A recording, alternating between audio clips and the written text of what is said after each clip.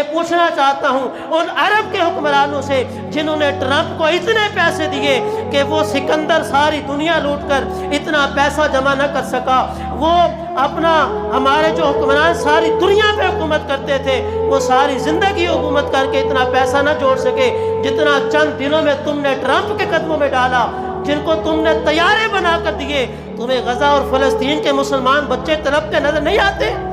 یہاں تم ٹرمپ کو خزانے لٹا رہے ہو اور وہاں جو بھوکے مر رہے ہیں تمہیں ان کے لیے تمہارے پاس کوئی چیز نہیں ہے، اور پھر کہتے ہو کہ ہم مکہ اور مدینہ کے حاکم ہیں۔ تم مکہ اور مدینہ کے حاکم نہیں ہو،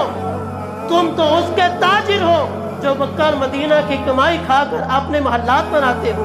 مجھے آج پڑھنے دے، کسی نے کیا خوب کہا تھا کہ پڑھتا ہوں تو کہتی ہے یہ خالق کی کتاب، ارے پڑھتا ہوں تو کہتی ہے یہ خالق کی کتاب ہے، مثل یہودی یہ سعودی بھی عذاب۔ ارے قمر اس قوم کے بارے میں کیا لکھے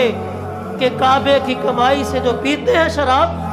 کعبے کی کمائی سے جو پیتے ہیں شراب، کعبے کی کمائی کما کر تم ٹرمپ کے قدموں میں ڈال رہے ہو۔ ٹرمپ کو کس عقیدے سے، کس نظریے سے تم نے ڈالر دیے، کس نظریے سے تم نے، آپ نے شاید دیکھا کہ نہیں دیکھا، دل خون کے آنسو رویا کہ جب ٹرمپ آیا تو ہماری وہ مسلمان بچیاں اپنا سر کھول کر اور اپنے بال لہرا کر اس کا استقبال کر رہی تھی، اور وہ خود کہہ رہا ہے کہ یہ کیا کر رہے ہو،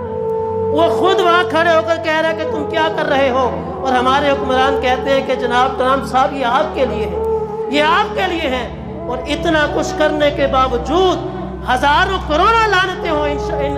عرب کے حکمرانوں پر، اتنا کرنے کے باوجود ٹرمپ نے جا کر پھر یہی کہا کہ مجھے تو انہوں نے دیا ہی کچھ نہیں ہے، تمہارے محلات سے تو واشنگٹن کے جو ہیں عمارتیں بہتر ہیں۔ اتنا کچھ کرنے کے باوجود اس نے خاک تمہارے منہ پہ ڈال دی۔ کیا ملا تمہیں؟ کہتے ہو کہ ہم مکہ اور مدینہ کے حکمران ہیں، ایسے حکمران نہیں ہیں۔ تم کعبے کی کمائی سے شراب پینے والے ہو، تم کعبے کی کمائی سے ٹرمپوں کو، یہودیوں کو نواز